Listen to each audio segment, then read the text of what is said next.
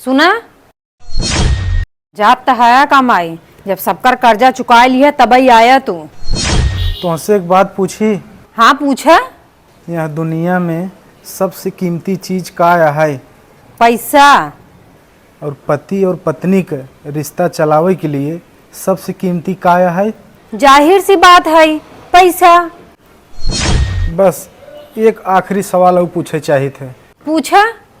तो हैं, अगर हमें और पैसा में से अगर एक के चुने खोए तो का चुनबू? एमे पूछे वाली कमन बात है, पैसा चुनब। अरे का फालतू की बात करता है? कुछ नहीं। एमे पूछे वाली कमन बात है, पैसा चुनब। पैसा, जब सबकर कर्जा चुका लिया तभी आया तू।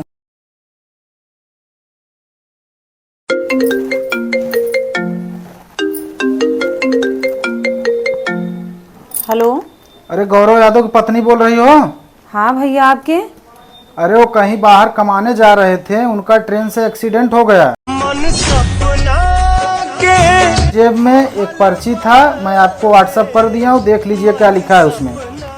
ठीक है भैया। तू कहत रहू न पैसा से बढ़कर कुछ नहीं है, तो आज हम तुमसे बतावे चाहे थे, हम अपने नाम से जीवन बीमा कराए रहे। अब हम ये दुनिया छोड़ के जात है, पैसा लई के तू अपन काम कैलू।